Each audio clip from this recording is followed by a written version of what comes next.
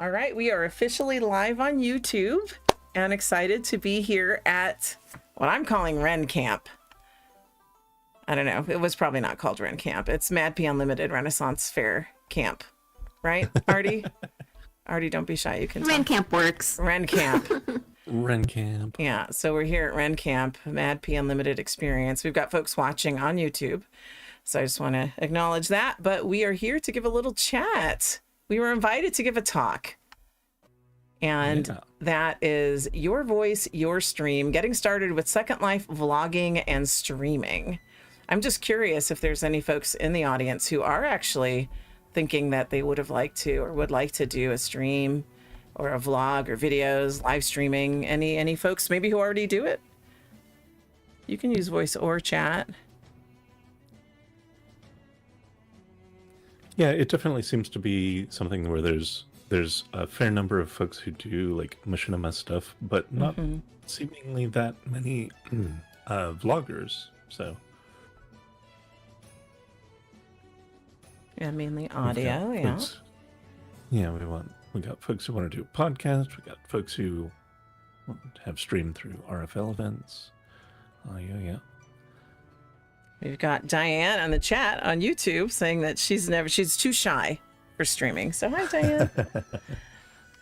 Hello, YouTube. That's right. You're all on YouTube. All right. So we only got about an hour or so, right, Artie? Like, is there something immediately following us? Do we have any wiggle room at all? We have an hour.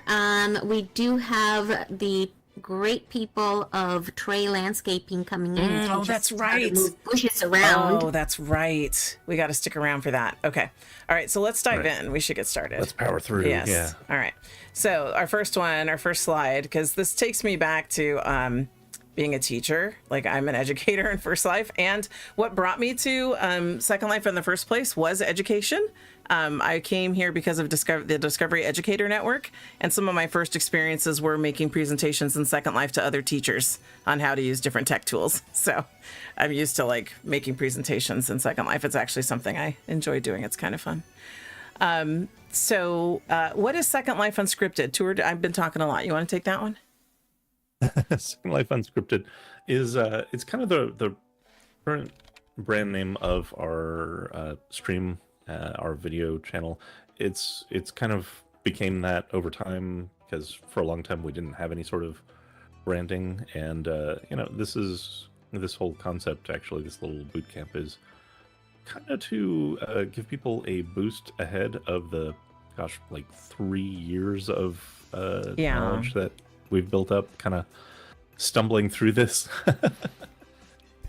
Yeah, for sure. And then why we started streaming and vlogging. So for me personally, I wanted to do this. Tour, you were already kind of like doing your own sort of streaming and your own genre and on Twitch, and you had been doing that. I wanted to do similar, but I wanted to do it in kind of like a Second Life sort of way. You weren't doing Second Life streaming. You were doing some gaming and some, like, I like to say is like political commentary. Do you want to elaborate on that a little? Yeah. So I consider myself a political educator and a strong advocate for, civil rights and things like that, and especially for the food and housing insecure. So I spent several years merging gaming and political activism together on my Twitch channel, and that kind of gave you a little bit of some idea of what was possible. It did. We kind of workshopped some stuff. Yeah, I enjoyed watching you play RimWorld and make commentary, and I was like, I want to do that. And I want to do that in Second Life. And then my thing with Second Life, though, is that if you've watched any kind of like Second Life YouTube sort of thing, it's usually a lot of shopping, for one, and a lot of trolling. Would you all agree with that? From what you've seen? Absolutely. There's unfortunately a lot. Negativity is a way to get clicks. We want it to be a counterbalance to that. Yeah.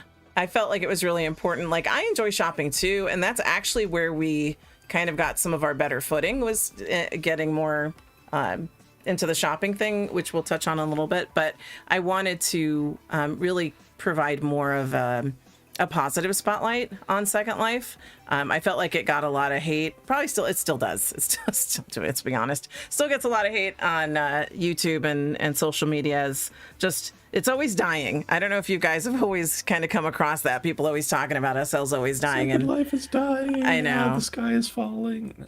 Or now, also, kind of to touch on Yeah, go something that Artie mentioned about trying it a few years ago, but not sticking with it.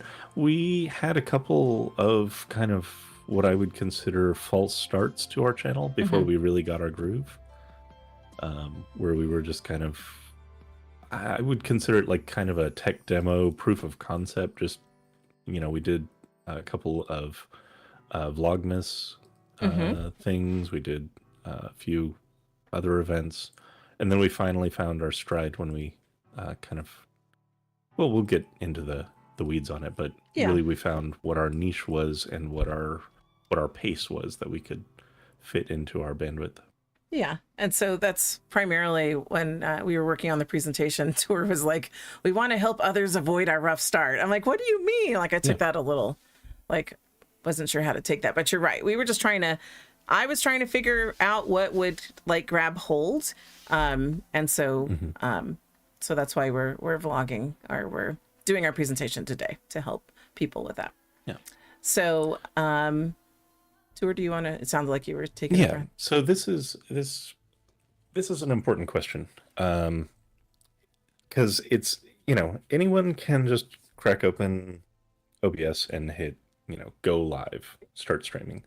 But one of the things that really helped us get our channel going, and this was true when I was doing Twitch streaming as well, is kind of figuring out what is your actual vibe, what is your kind of message, who are you trying to reach, and kind of trying to shape the events you cover, the tone, the length, like the duration of your stream, the presentation of it, all kind of around those things. Because like if you're trying to reach, you know, more artistic users, that's gonna be one thing. If you're gonna try to reach people in like some message or concept that you're passionate about, that's another thing. If you're just trying to generally show like shopping stuff, that's an entirely other way that you can stream. But it's all about like, you know, figure out what is it that you're passionate about, what is the thing that you're trying to convey, how is what you're saying going to be of use to someone else, and have a clear concept of who that someone else is, because that'll alter how you frame your presentation, the way you say things, your like I said, your pacing, you know, all of that. Yeah, there definitely is not any sort of as the slide says, there is no one right format. There's no single silver bullet. There's no one neat trick that will suddenly thrust your channel into the spotlight and get you an audience. It's really about identifying who you want to talk to and just consistently tailoring your message towards that. And anything you add here? Yeah, no, that was great, first of all. And secondly, for me, again, bringing it back to our stream, it was about building that community and embracing the Second Life community and honoring, for me. And I feel like I say this every time we do it behind the brand, but, you know, just really spotlighting that creativity. Sorry, my cell phone is right here. I should have silenced it. But just honoring the creativity of others and just the community that we all share here together in Second Life. I think I enjoy celebrating that. So that's really what Second Life Unscripted has become, you know, I feel like we really got our foothold when we started doing FLIF, so 50 Linden Fridays. Yeah. And I was telling Tour last night when we were doing this this presentation, I feel like that's when we went out in the mobile throne and we were seen by Zipper and Barb. Like I think that was our breakthrough moment. Would you agree with that, Tour? I would definitely agree with that. and it wasn't just because they like loved the vibes of it, but it was very validating and kind of gave us some enthusiasm to get some actual enthusiastic and passionate feedback about what we were doing, and they have offered a lot of very useful insights and things that we could be doing better, which we've always tried to incorporate as well. Because I always felt like, we're one of the many Fliff shoppers, but we always rolled around in this mobile throne, which we have a picture of. It's coming up. And the mobile throne, just like we stood out, we got like, I don't know if Zipper or Barb would have said anything to us otherwise had we not had this giant Craftworks sofa thing that we were messing around in, and, just being goofy and silly. And it just kind of sparked conversation and friendship that really, I think, like you said, Tour, just gave us that kind of push that we needed. Not that they were, pushing us to do anything, but it just kind of helped give us that added emphasis and being seen and motivation and inspiration. So it was the first strong sense of community, I would say. Yeah. And that's a really important part of keeping things going. Yeah. Because otherwise it ends up feeling like you're just, shouting into the void sometimes, and actually building community that you interact with, that you communicate with, and that you, even if they're not like actively like on the stream, you're still kind of building the stream together because you're always, working with those folks in mind and getting their feedback and responses and stuff. Yeah. And then actually we have Zipper in the chat on YouTube, and she just said that we stuck out to them both, and that the expulsion of character personified through your avatars and accessories really was the thing that made me reach out to you guys. So that's really cool, Zipper. Thank you. All right. So next slide is getting set up. So tools and tech, right? So we've talked enough about like our backstory and what Second Life Unscripted is about and how we got started. And it also, I wanted to say before we officially transition off that topic, is perseverance. Like you really have to be passionate about this and stick with it, because we've been at it for like 3+ years now. And we're only finally getting to levels that I had wanted for us from the beginning, but it's not instant. I think people know that. I think most people are rational and realize that this is not something that's going to happen for people overnight. It takes time. Some people do have the hope that they'll just suddenly strike it viral, and it if it happens, that's great, but also understand this is Second Life is kind of a niche platform by itself. It's you are trying to reach the Second Life community, and it's not like it's necessarily going to be mainstream outside of that. So you just have to accept that it's going to take some time to build an audience and love what you're doing for the sake of doing it. Yeah, for sure. And I had Diane asking me, I'm adjusting my camera as I'm listening to you, because I'm trying to find the right camera angle, because I'm always trying to find the right camera angle. And she was asking me to bring the slides into focus for the YouTube audience, because they were kind of offside. Anyway, okay, so getting set up. We're ready to talk about that? This is all the technical stuff, right? Yeah. So this is something, so first and foremost, if at all possible, have a good microphone. Have a good microphone. I've heard folks pop on with maybe like a laptop mic or something where it just ends up sounding grainy, and has a lot of background noise and such, and that can be very rough to listen to.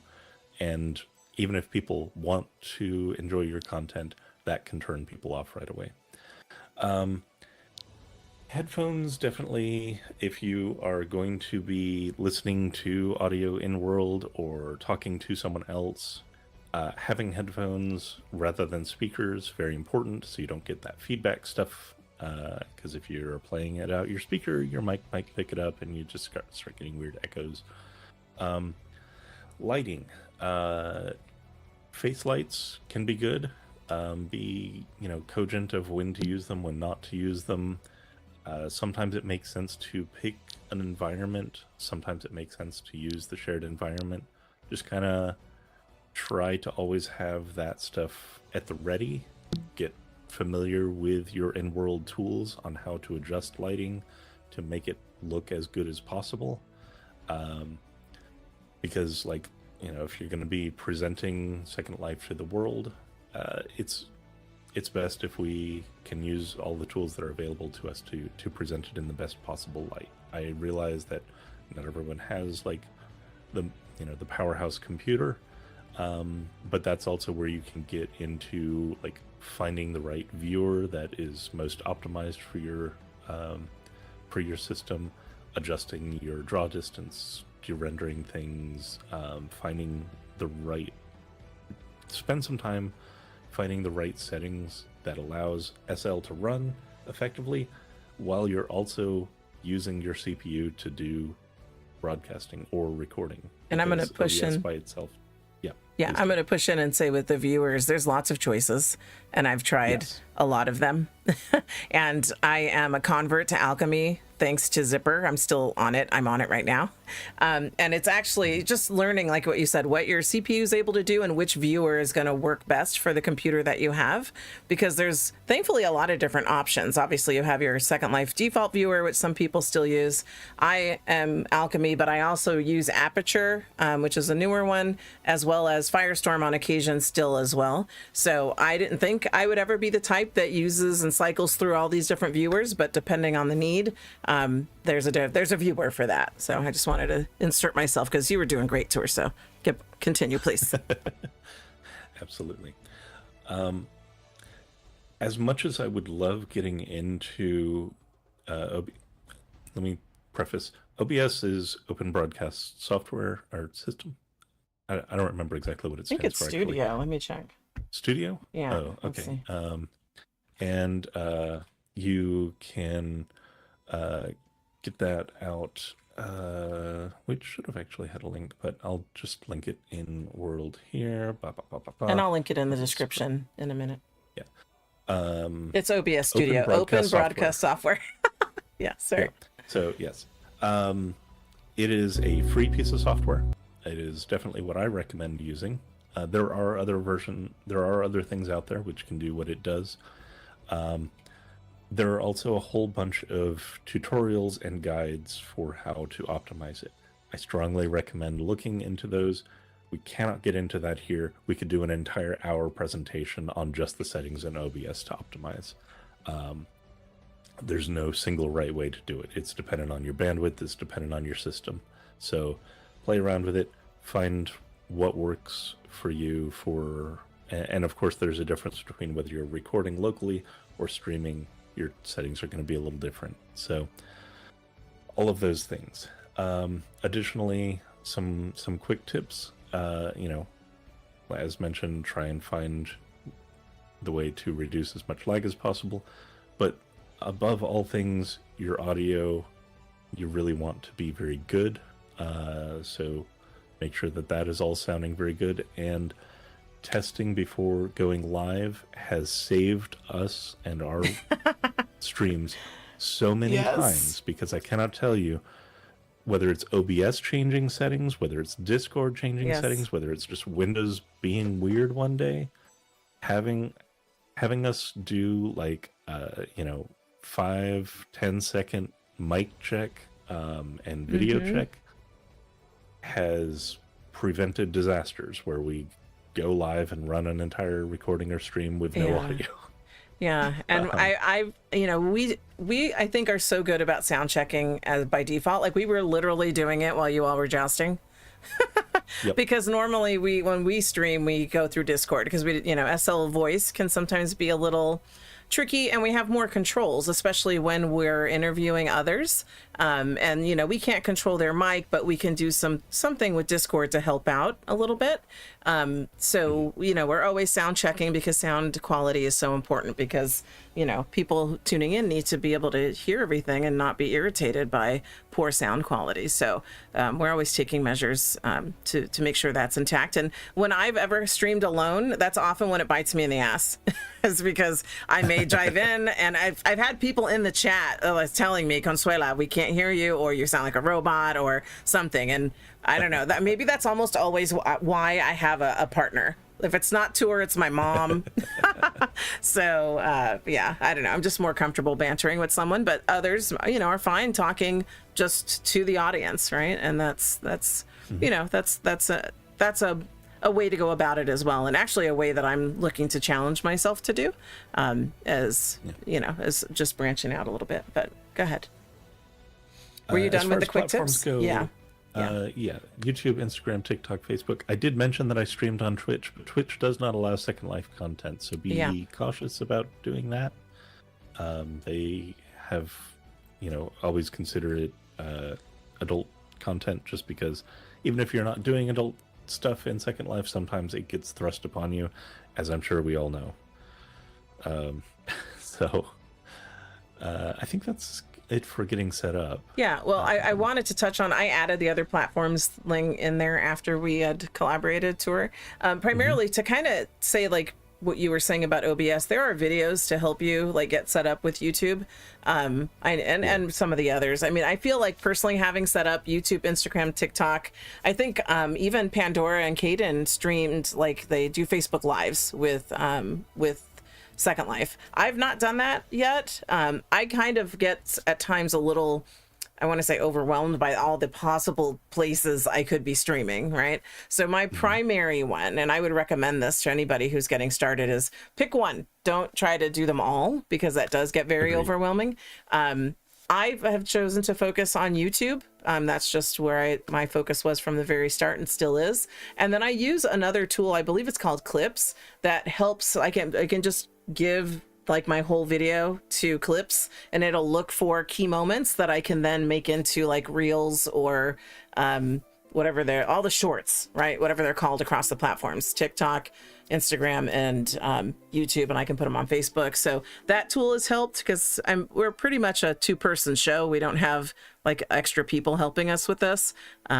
And then I do a lot of the back end stuff with promoting it and editing and things like that. So that, on top of a full-time job, takes a lot of time. So I'm always looking for tools to help me with those things, so that I could broaden our reach outside of YouTube, because TikTok is really popular and a lot of people like the shorts. So just trying to, you know, grab a piece of our video for folks to enjoy is something that I do. And that's for consideration if you're looking to hit multiple platforms without overwhelming yourself. If we're still talking about sneaky tools, one that we don't currently use on our streams, but which might be useful to some people depending on what you're doing, is called Time Bolt. Time Bolt is a piece of software which, if you are recording video, this isn't going to help with live streaming, but if you're recording video and you want to be able to take it and just do clean cuts between all of your pauses, all of your filler words and stuff, it allows you to like set thresholds and say how much silence you want to allow between each segment, and it'll automatically condense your video and chop out any of your dead air or any of your filler words and such. And it's a very good piece of software for that. So we'll put the links to those in the description, for folks to reference later. All right, so that was the getting set up. Like I said, I feel like we could do we could do multiple sessions on this. We could. And let's keep it rolling. Yes, but I do want to make one more comment. This is the first time we have ever presented on this topic, although I believe, Tour, you and I have been approached on doing something like this, but maybe more within Visionaire, which is our photography institute affiliation. It's not ours, but you know, we support Ren, our friend who is the leader and founder of that. So I don't know, it's just, there's so many more like spin-off trainings we could have related to this topic. So okay, next slide. Finding your voice and style. So we kind of touched on this a little bit, like, so finding your niche, right? What would you enjoy making even if no one watched it? And for me, it was videos on Second Life. So then there's a lot of people out there with small channels, and that's okay. Like, if it just depends on what you're after, right? Like, I just wanted to showcase all the cool things that happen in SL and all the cool people that exist in SL. So that was my whole niche, no matter what. And then what kind of personality you want to have, whether it's casual, cozy, comedic, informative, etc. And then voice options, right? Voiceover, text overlay. Then there's AI voice, which I feel like is a whole topic, and then on mic. So Tour, what were your thoughts here? Yeah, so just circling back to the first question, actually, that is an important question even once you do start getting an audience. What would you enjoy making even if no one watched yet? And the reason I say that is because the act of recording and streaming and stuff, even if you do have viewers, once you build up your community, a lot of the time you're going to be spending either talking to yourself or people that you've brought into the stream with you. You are not going to, unless you reach like a critical mass, you're not going to have like a constant threshold. You're not going to have constant like tangible validation that people are watching. You're very good at talking to yourself. I just have to say that. Thank you. I have a harder time doing that.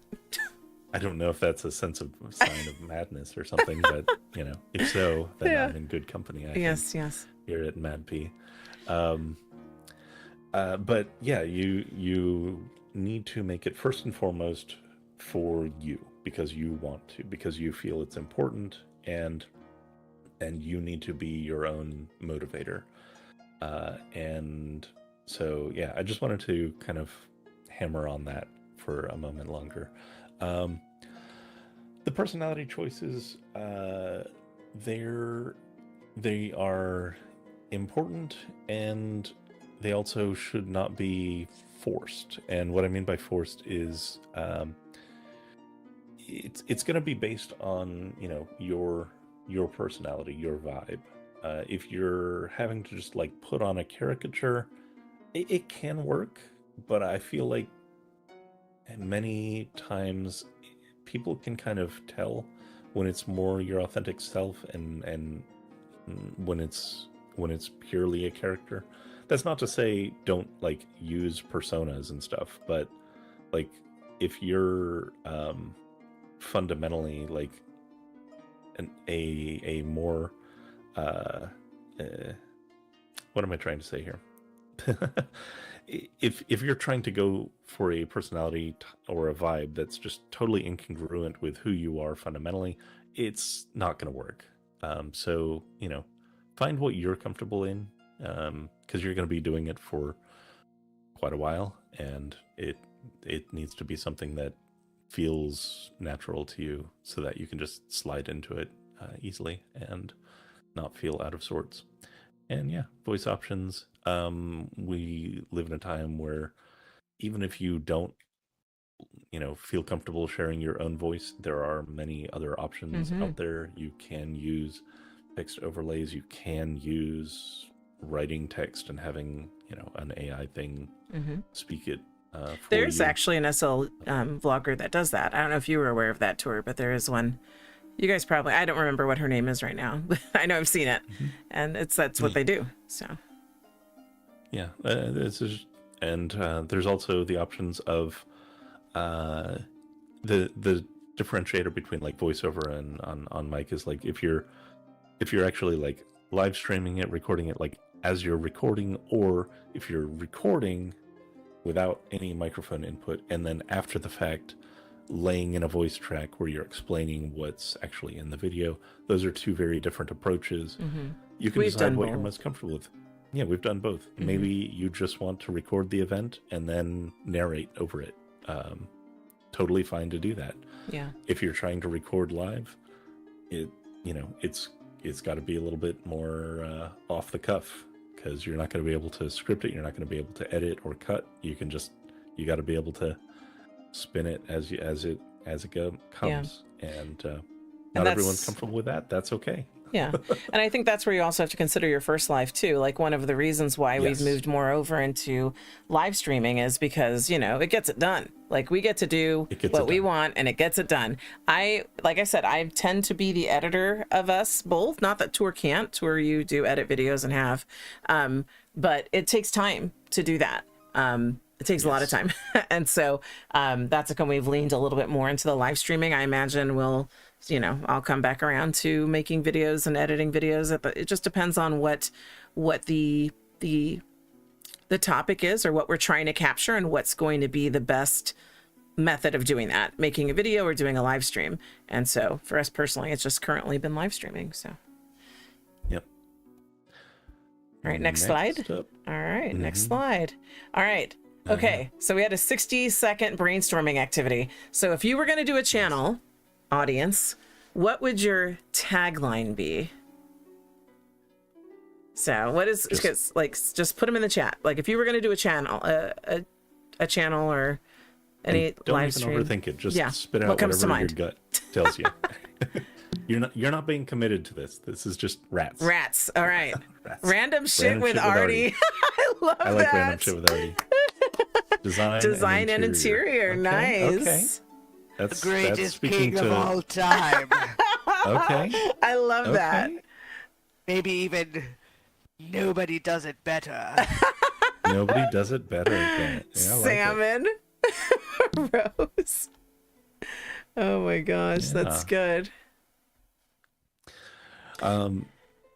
And even if you don't end up using a tagline, it is kind of a fun thing to workshop and think about, because it can open up insights as to how you want to run your channel, video concepts, like when I say video concepts, I mean like what sort of structure or series you might want to approach, that kind of thing. So yeah. Okay, next slide. Mm-hmm. Planning and content flow. Mm-hmm. Do you want to start on this or you want me to start on this? Sure. Yeah, I can start on this. So there are a lot of different ways that you can structure things. We're just going to cover 2 suggestions. But understand, you're not bolted down to these. These are just 2 very common concepts, and it's ones that we follow. So the first one is kind of more for if you're doing a record, edit, and publish, and that is hook, journey, takeaway. So in the start of the stream, you need to convey to the audience what they're about to see, why they might be interested in it. Give them the upfront pitch, and kind of set the tone that they are going to expect for the rest of the video. Then for the journey, that's the meat of it. That's the actual what you've just promised. You take them through it. Ideally, you are tonally consistent with what you presented in the hook. And then in the takeaway, you need to reiterate what you've just told them, kind of give your own thoughts about what that was, reflect on things, and encourage people or threaten them to watch future videos. Did you say threaten? Yes. Always tell your audience they must see future videos. Leave them no choice in that. Once they hit the subscribe button, they're locked in forever. Yes. Gotcha. Because we not, that we've had an amusing conversation around that, because I'm like, please consider, and you're like, don't consider it, do it. I'm like, yes. Okay. Just do it. And hook, journey, takeaway is also a very effective way of argumentation, as a matter of fact. That same structure is used in essays and courtrooms and everything like that. Tell people what you're going to tell them, and then tell them what you told them.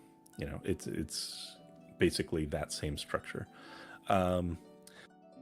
live flow is a little bit more flexible. It kind of follows the same structure, but understand that in the middle of your action or your journey, you also may break away to have chat moments. You also may break away on entirely different tangents. Live flow has less structure because you're not scripting it, right? So you're more reacting live to things which might take you down other tangents, and that's totally okay. But it also means you have slightly less control over setting a strict tone, because you may encounter things that you're not quite expecting. You still have your vibe overall, but your welcome and your wrap are less rigid. You can kind of just say, okay, we're going to be covering this broadly, and you just bring people on into the action with you, and they're kind of along for the ride. And if you have viewers watching live, you're all kind of taking the journey together. So it's best also, if they're reacting to things a certain way, play in that space with them. If your audience is calling something out, focus on that thing for a minute. Give it room to breathe, and sit there with them for a moment. So yeah. I'm going to leave thumbnail and title psychology to you, because you have really dug in on this topic. I have, because I've tried to make a study out of the thumbnails. I've learned that you need some consistency in your thumbnails. You need it to be eye-catching.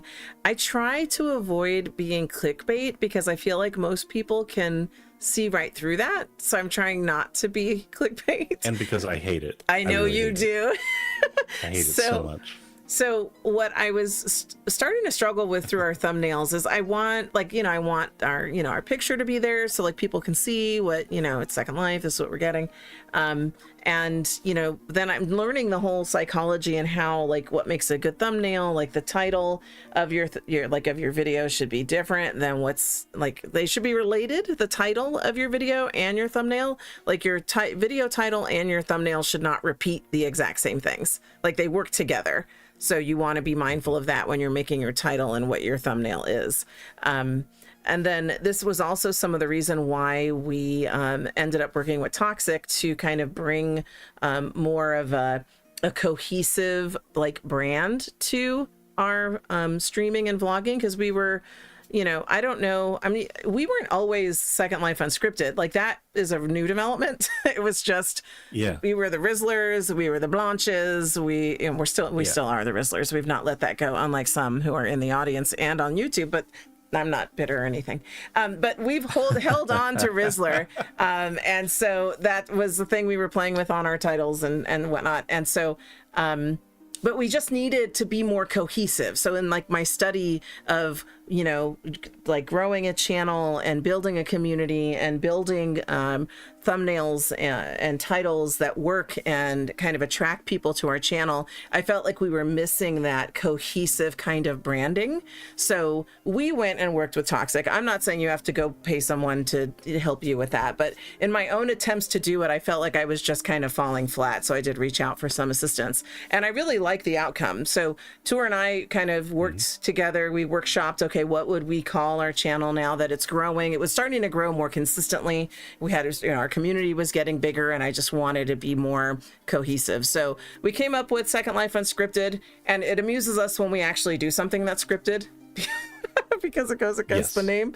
But we are, for the most part, unscripted, much like this whole presentation, right? We have an outline. It's not scripted. We're going off of the topics. So, we decided on the name, and then we decided, okay, what do we had some initial branding that I had kind of developed with a website, and just kind of took it and evolved it from there. So you'll notice as you look at our thumbnails now, you know, if you look at the history of our channel, and Tour, I don't know if you have, can you, oh, I dropped the live stream link, but if you grab the channel link, if you go back in the history of all our videos, you'll see the smorgasbord of different thumbnails and me trying to figure it out.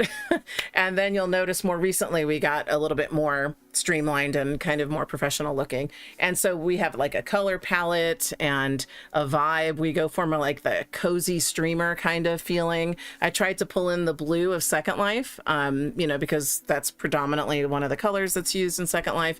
So just trying to make things cohesive is the word that I just keep coming away with. So having that kind of consistent messaging and look really helps, you know, helps just, I don't know, just your community and community building, and, you know, people know what to expect, and, you know, it's not confusing. Like, what's your channel about? And when you have thumbnails of all kinds, it can get really hard to tell, what is this channel really about?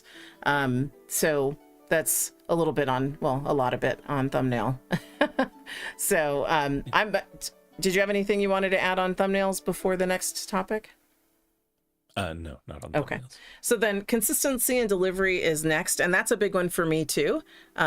Being consistent, and me, even as a consumer of YouTube videos, I have my favorite channels, and I expect, you know, to see some content pretty regularly. And it gets disappointing when a channel doesn't produce anything, or maybe they go quiet for a while. And so producing, like for us, it's at least once a week. Sometimes we have two times a week at most, and it's, again, whatever works in your schedule with your, you know, your personal life. Tour, what are your thoughts on that?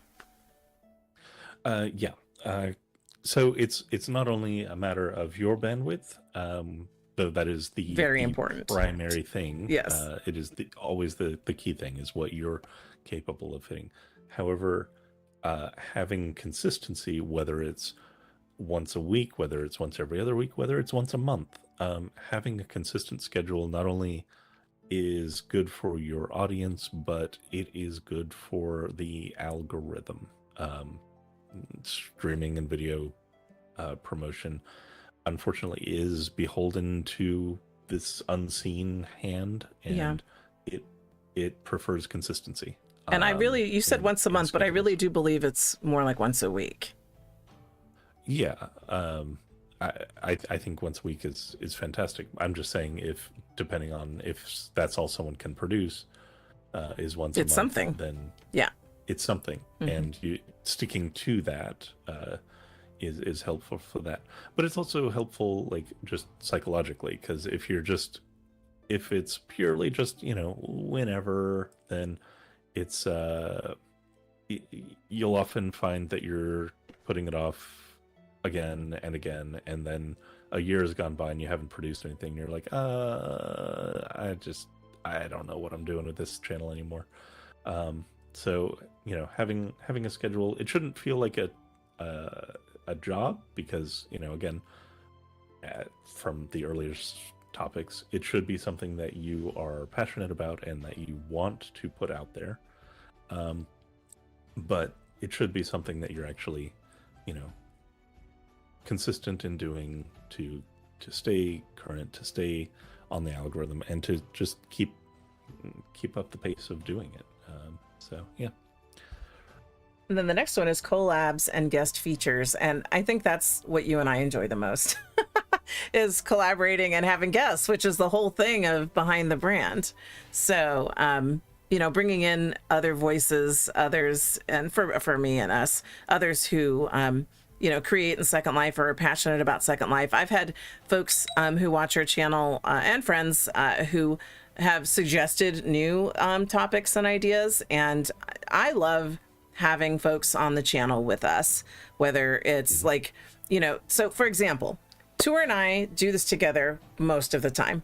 Now, Tour and my schedule don't always line up exactly. So then there's an opportunity with my mom. So, you know, if I have my mom on and she enjoys it, she would never have her own YouTube, but she enjoys coming on to ours and we've rebooted doing Fliff, where Tour and I started there. And I really do feel that's where this channel got its traction, is in doing Fliff and then branching out from there. So coming back home to Fliff, it does feel like a coming home, but now doing it with my mom has been a kick. And then we can do it at a time that works for us. Now, 10 p.m. on a Friday SLT is, I have all the analytics. It's not necessarily the ideal time for our channel, but it's, to me, that part doesn't matter. It's about what we enjoy and what works for us. So I don't want to be completely driven by what the analytics say. Yes, you want to look at that as your channel grows, but you still want to be passionate about what you're doing, and you do it when it works for you. So, you know, go ahead, Tor. Oh no, I just agree. If you're just chasing the numbers, you will burn out quickly. You will be miserable quickly. Yeah, it's you be aware of them, but don't make that your North Star. And I'm absolutely open to collabs. We both are. I just had a friend that I used to role play with reach out to me, who's starting their own channel on TikTok, I believe, that wants to do a collab. Totally open to those. So it's, and that actually has come up a lot in my own, like, I want to say research or study of having a YouTube channel, and definitely collaborating with other vloggers is definitely the way to go to just kind of broaden your horizons on the whole for everybody involved. Yeah, it also goes into, you know, building that community, which is a large part of what's going to keep you fueled and keep you going. Yeah, for sure. All right, next slide, yeah.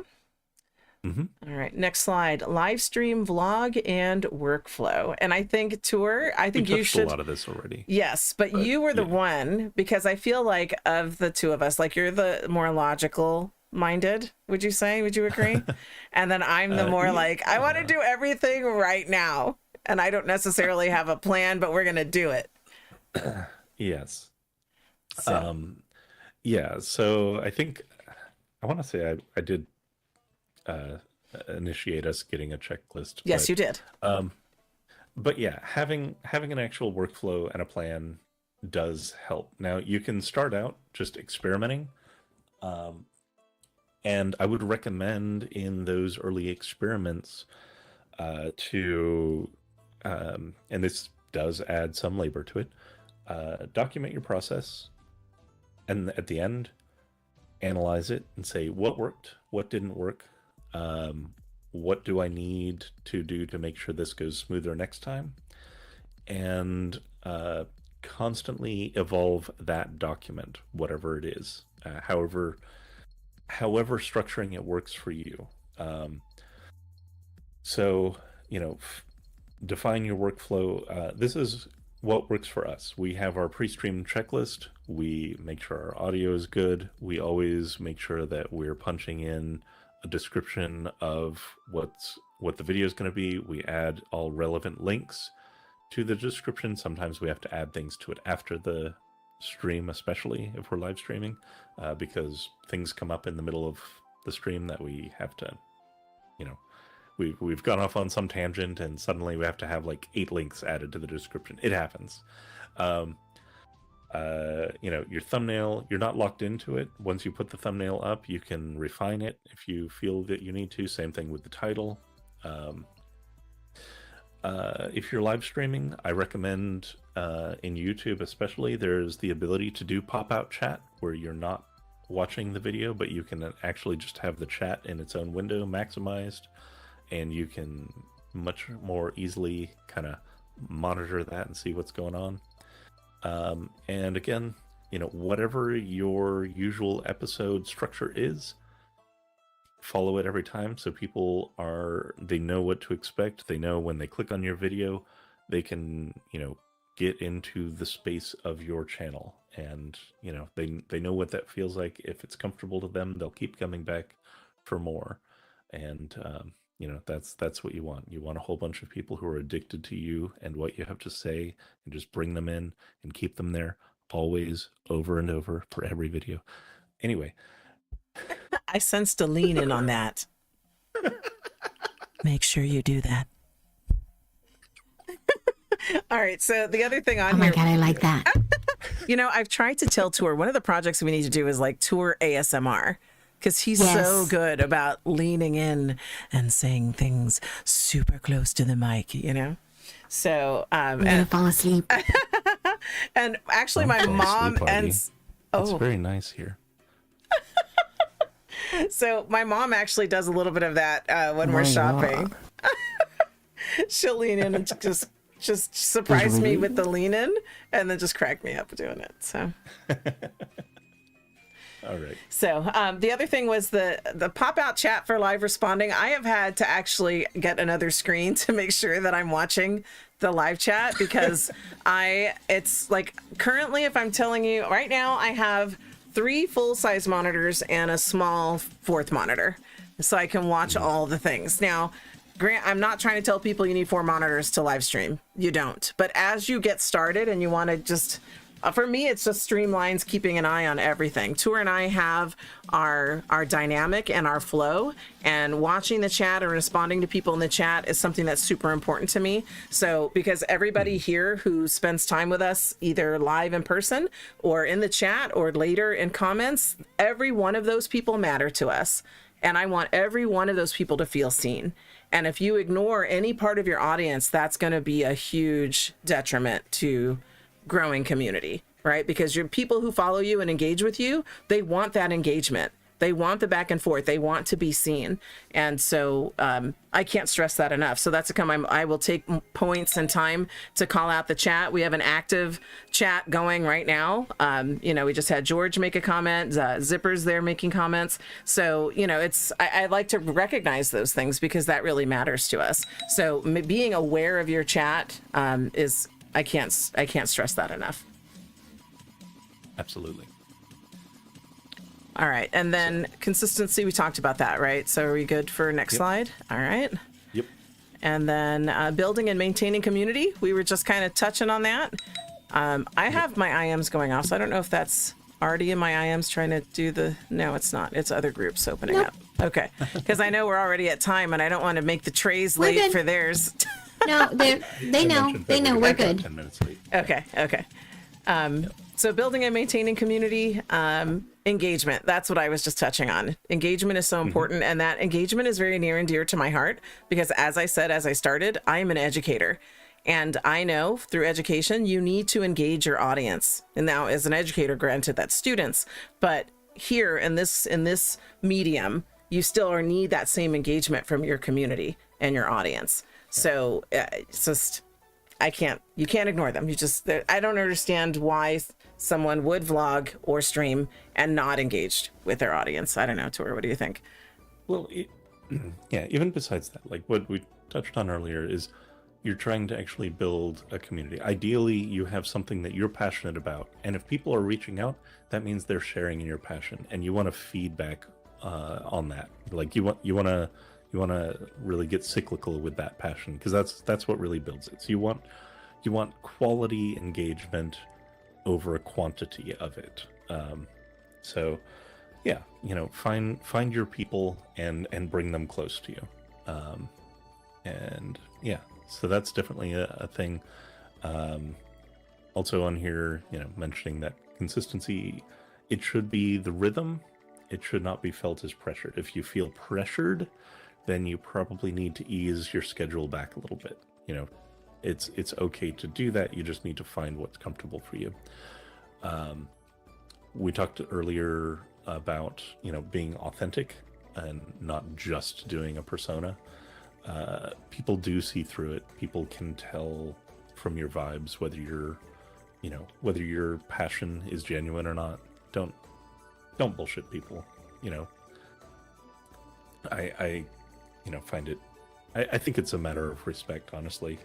Just being genuine, and yeah, avoiding burnout is definitely a thing. Find what's comfortable for you, stick to it. Make sure that you're doing it from a place of passion and wanting to, and feeling Like you have something to say and not just needing to go live because, oh, I've signed up for this thing and I have to. And comparison traps, those will kill motivation real fast. If you're like looking at other streams and you're like, that person has 70,000 subscribers, I'll never get there. Well, you're not there today, and maybe you never will be, but that isn't the point. The point is you have something to say. Everyone here has something to say. Everyone here has something that other people can learn from. You have some skills, you have some knowledge, you have some experience, you have some love of something that other people can benefit from. And if you feel strongly about it, that you want to share it in some way and put it out into the world, that's wonderful. And I love you for that. So, yeah. Well, I want to say something on the comparison trap because you know me, Tour. I try You're to very competitive. You took the words right out of my mouth.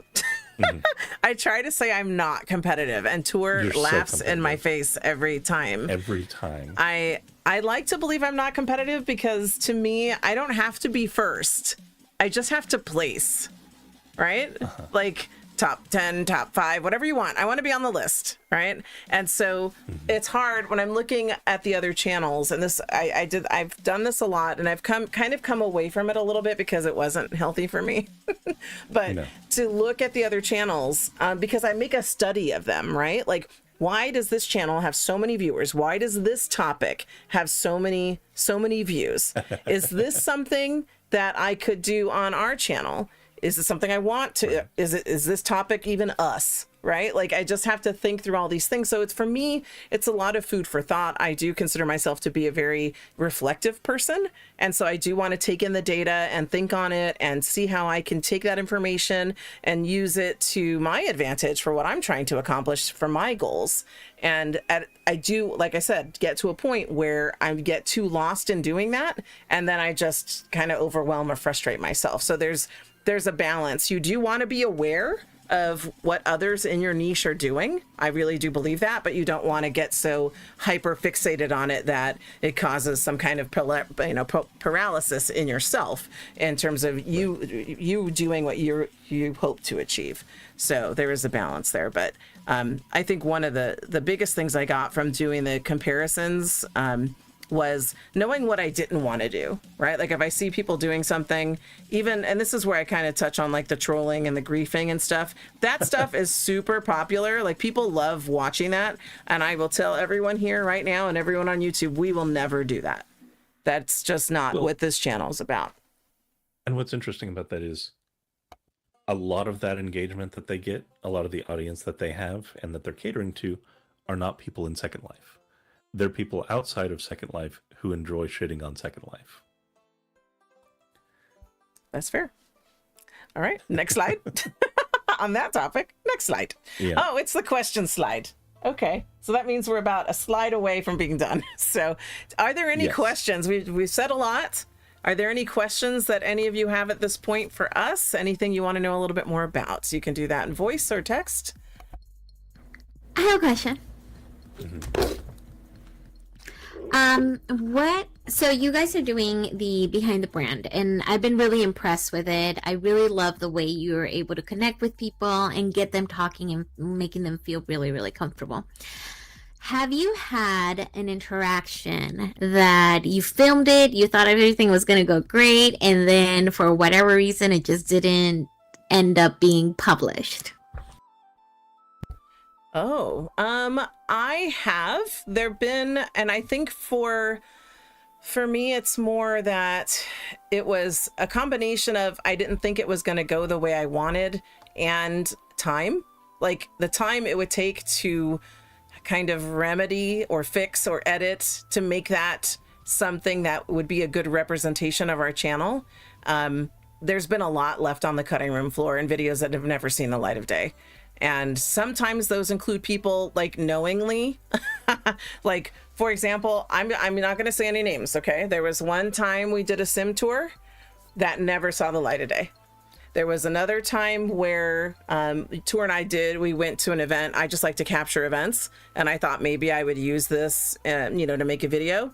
And after I recorded the event, I was like, yeah, this is not really usable, or I don't really have the time to put the work into making this something that's a good representation of our channel. So yes, those things have absolutely happened. Does that answer your question, Artie? Awesome. It does. Yeah. Good question. Other questions? I also have a question. Yes, Your Highness. But thank you. I haven't really gotten to talk to a famous YouTuber before, so there are some things, I've always been curious of. Yes. Have you had to make your YouTube apology video yet? And if so, was the crying real, or did you put it on? Oh my goodness. We have ahead, never Tour. apologized for anything, but if we ever have to, we will get out the ukulele, and the tears will be real. Excellent. Ukulele is a great choice for an epic apology video. My Well- second question. Oh, can I answer the first one? yes. I do have an answer for that. I do. While Okay. we've never, Actually, yes. yeah, I think you know the one, Tour. do, I yes. have never done a tearful apology, but I have owned my own actions, and this goes back to Poe. I was going to say this, right, Yes. Tour? So, Yes, Octubre, and it is That- a good story that about whole being story. genuine as well. Yes. So to encapsulate, to try to make the story abridged for those who don't know it, early on when we were doing Fliff, Poe, back then she was Poe, she's Augusta now, right? It's Octubre. Back then she was Lulubi. So we were doing a review of she was Wings, right? Now I am like most residents, I feel rather lazy, right? I don't want to have to edit something to get it to do what I want. I want a HUD. And so when I was reviewing it, I made a comment about it not having a HUD, and that was kind of lazy. And so in response, I didn't know Poe then, but she watched that and she reached out to me and we had a dialogue about it. And I apologized to her, and she didn't come at me. It wasn't one of those conversations. If you know Poe, she's just direct, right? And that's not, it wasn't any, there's a difference between somebody coming at you and cursing at you, calling you names and stuff like that. That was not this conversation. So she wanted And she me to just better explained why it understand. was the way it was. Yes. And I appreciated her taking that time. And then through that conversation, I recognized that my comment wasn't fair to her. And so I did go on stream later and call that out. And I have told this story more than once. So I own my actions there, but it wasn't, Your Highness, it was not the tearful, weeping YouTube apology that I think you're referring to, but that's the Write her a closest. song. So that was No, the closest but, I got to that. Yeah, Excellent. and we did go over that in even more detail in the episode of Behind the Brand with Octubre. Yes. Yep. Yeah, she did agree to an interview. She's a friend. It actually sparked a great friendship. So it was a valuable lesson and worthwhile experience for sure. And your second question, Your Highness, I apologize. Right, no. Tour, when you were talking about your history and your interests, I was just curious as a, professional in the political space, how you find our kingdom to be. I'm sure very fair and, 5 stars all around. This kingdom here that we're in, Yes. here at MadPea, It's a big, beautiful kingdom, yes. So unfortunately, and this will probably limit my time here, I'm an anti-monarchist, so I'm gonna be erecting guillotines later. We'll turn a blind eye for this because the presentation was so excellent, but a barbecue, perhaps keep an eye on this one. Oh my The peasants goodness. can rule themselves. We need to assemble against the Tour. royalty. Tour, behave. You're going to get us With me. killed. Yeah, it's worth it. I'm a witch. I don't need to be burned. All right. Other questions? Throws tomato. We're getting tomatoes now. We were doing so well, Tour. Damn it. It's okay. It's All right. It's part of being your authentic self. That's right. We are being authentic. Okay. All right. Looks like the rats are multiplying, but I don't know if I think I think that might be a sign. Okay. Or do we move to final? Yes, we will move to the final slide. So we do have plague will travel. That's hilarious. So we do have our closing slide. Yes. If you don't already follow us, please do. As Tour says, you must now. There's the link tree. I know you can't click that. Maybe we can put it in the chat. If you're an emailer, if you want to email, there's our emails. We are also on Discord. We are on Discord quite a bit. I have it running 24/7. So you're more than welcome to connect to us on Discord. Please subscribe to our channel. That's where you're going to find us the most. And like I said, if you go to the link tree, you'll get all the information you need. Any closing comments, Tour? We'll see you in the next video. We're already closing it out. So I want to thank everyone who was here with us in person in the audience. Let me pull back so you can all get your YouTube moment of fame again. So we have everyone here in the audience. I can even just pull up my nearby so people can see who was nearby. So everybody gets their moment of fame on my radar on screen right now. I want to thank everyone who was in the chat. I know we had Zipper, we had George, we had Zach, we had Lark. We had, I think I got everybody who was in the chat. Hopefully you didn't. I hate missing anybody. Cream. All right. Cream, my butterfly sister. Thank you, everybody who joined us today. Thanks, MadPea, for inviting us to do this. We love MadPea. And I apologize to the Trays for pushing their presentation back about 15, 16 minutes, but hopefully I'll stick around for Pandora and Caden Trey. I know we will. And thank you, everybody. We really had a blast. I'm going to go ahead and shut down the stream, and we'll toss the mic back over to Miss Artie. Thank you so much. That was I will be honest, I really wanted this class, and I've always admired you guys. You guys I've been watching your YouTube channel for a long time, and seeing your growth, and now that you are really this programs that you're running of Behind the Brand are absolutely amazing. So thank you for giving us part of your time today.